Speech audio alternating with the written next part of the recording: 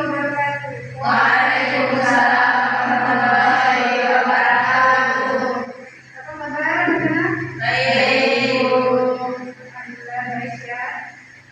Sebelum kita mulai pembelajaran, silakan dikondisikan dulu. Barang-barang yang tidak perlu disimpan, persiapkan buku dan alat tulisnya. Sebelum kita mulai pembelajaran, ada yang ingin memimpin doa?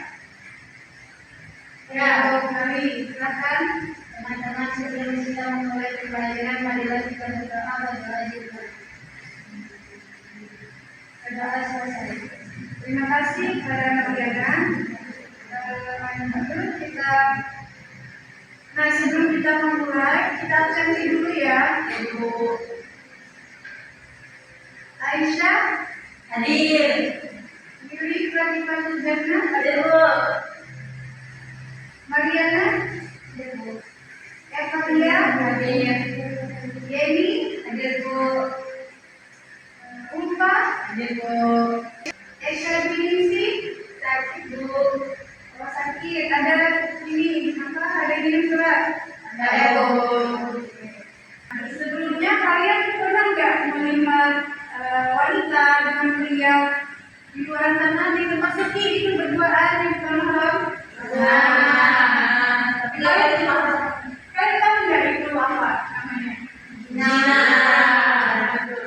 Itu zina yang sering kita tidak sadari. Jadi mungkin dari sekarang kita sadari bahwa itu adalah perbuatan Zina.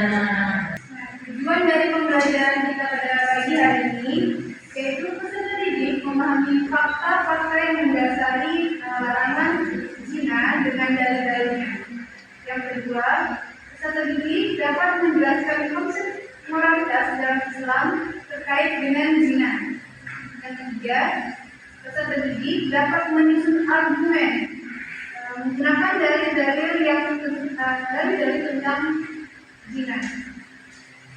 Dan yang terakhir, peserta didik dapat mengevaluasi pemahaman dan pandangan pribadi mereka mengenai zina di kehidupan sehari-hari. Jadi, hari ini kita akan bahas tentang larangan perbuatan dari larangan tentang perbuatan zina. Di sini nanti setelah ibu menjelaskan, nanti ada sesi tanya jawab. Ibu nanti akan membagi dua kelompok, yang dimana satu kelompok terbagi dari 3 anggota dan akan mendiskusikan tentang materi yang akan ibu berikan nanti. Jadi zina tersebut adalah suatu perbuatan yang sangat tercela dan dilarang keras oleh agama Islam. Jadi zina terbagi ada 4.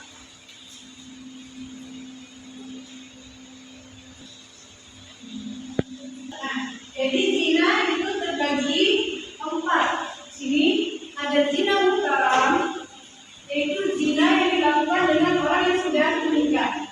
Yang kedua ada zina ghairi muhtaram, yaitu zina yang dilakukan dengan orang yang belum menikah. Yang ketiga ada zina biljab, yaitu zina yang dilakukan dengan paksaan. Dan yang terakhir zina bilikhilam. Zina bilikhilam adalah zina yang dilakukan tanpa kesadaran. Jadi hubungan zina dengan beberapa konsep. Yang pertama dengan pergaulan yang bebas itu akan meningkatkan resiko terjadinya zina. Hubungan zina dengan pendidikan, yaitu pendidikan agama Islam yang bagus, akan menyadarkan kita bahwa begitu besarnya konsekuensi perbuatan zina tersebut dan kita akan bisa terhindar dari perbuatan zina dengan pendidikan Islam yang baik tersebut. Di zina, salah satu contoh zina yaitu zina ghairi muhtaram yang dilakukan dengan orang yang belum menikah, belum sehari.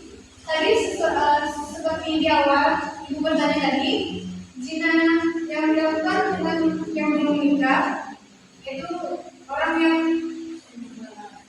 sering berduaan, yang belum terikat pernikahan. Itu adalah salah satu contoh zina ghairi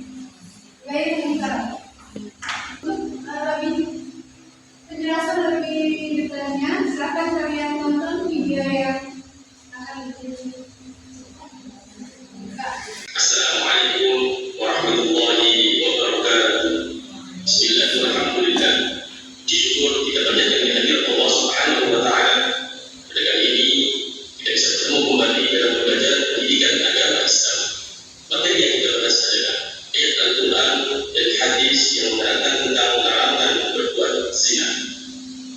Allah Subhanahu wa taala berfirman di dalam Al-Qur'an, "A'udzu billahi minasyaitonir rajim. Bismillahirrahmanirrahim. Wa la taqrabuz zina innahu kana fahishatan wa sa'a sabila."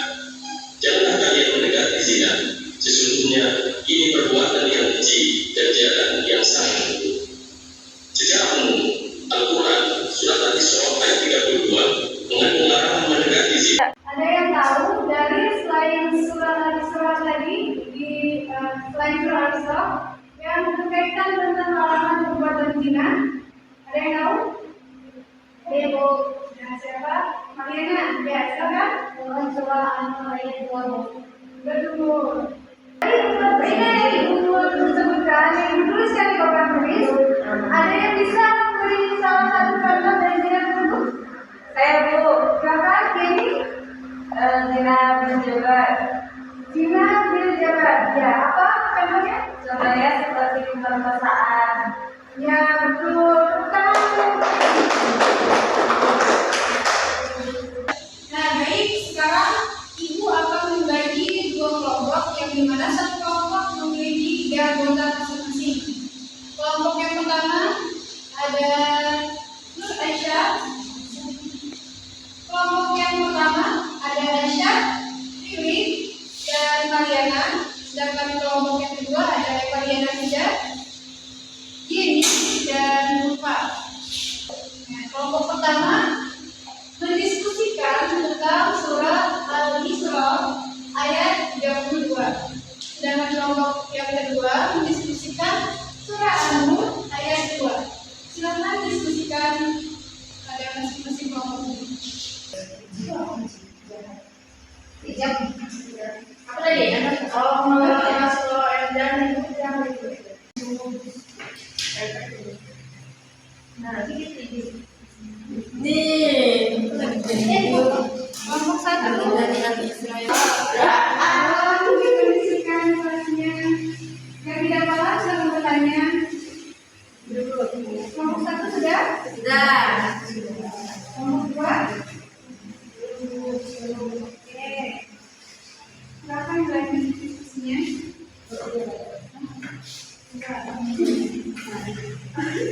Oke, kelompok 1 dan 2 sudah?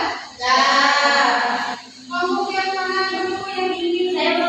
Ya, iya. Presentasikan hasil diskusinya. Aku bisa menjelaskan ayatnya. Iya. Jadi ayat dari surat Al-Isra 32 ini artinya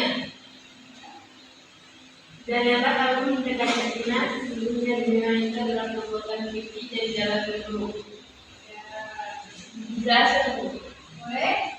Jadi ayat ini menjelaskan bahwa zina adalah perbuatan yang keji dan dilarang dalam Islam. Karena ini tidak hanya berlaku untuk hubungan seksual, tapi juga selalu perbuatan yang mengarah zina seperti merayu, tawuran, mencium dan meraba. Bagus, kelompok 1 silakan. Kelompok 2. Surat An-Nur ayat 2 artinya zina perempuan dan zina laki-laki dilarang masing-masing dari keduanya 100 kali dan janganlah rasa belas kasihan kepada keduanya. Dan juga kamu untuk melaksanakan aturan hukum Allah SWT jika kamu beriman kepada Allah dan hari kemudian. Isi kandungan dari surat An-Nur ayat 2 ini itu melarang untuk berbelas kasihan pada pelaku zina.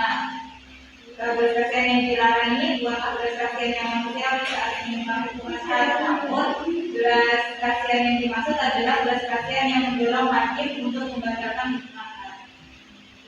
Sekali kelompok 1 dan 2 beri tepuk tangan.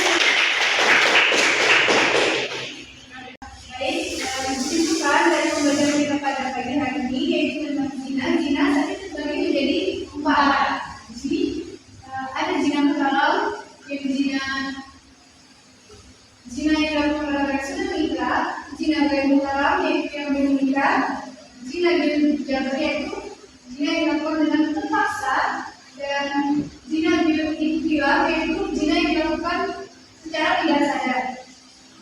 Ada pun dalil-dalilnya tadi ada dalil Al-Isra ayat 32, dalil dari surat An-Nur ayat 2, itu di mana kita tidak boleh melakukan zina karena zina adalah perbuatan yang keji dan mungkar. Dari surah An-Nur, zina tadi kita tidak diperbolehkan untuk mengasihani perbuatan orang yang melakukan perbuatan zina tersebut. Baik, ada yang ingin bertanya lagi? Wah, tidak ada Bu, tidak ada. Yang sudah paham semua, Ibu akan memberi tugas yaitu untuk minggu depan kalian tulis di kertas masing-masing, cari dalil dari larangan perbuatan zina selain dua dalil yang Ibu sebutkan tadi. Sudah paham? Ada yang ingin ditanyakan? Tidak ada. Jika sudah tidak ada yang ingin ditanyakan, mari kita tutup. Ibu minta salah satu yang mewakili doa. Siapa yang mau? Ya Bu, Ya, silakan ini. teman-teman, sebelum pulang marilah kita berdoa terlebih dahulu. Doa selesai. Doa selesai. Baik, terima kasih kepada Yeni. Ibu akan tutup pelajaran kita pada pagi hari. Jika ada salah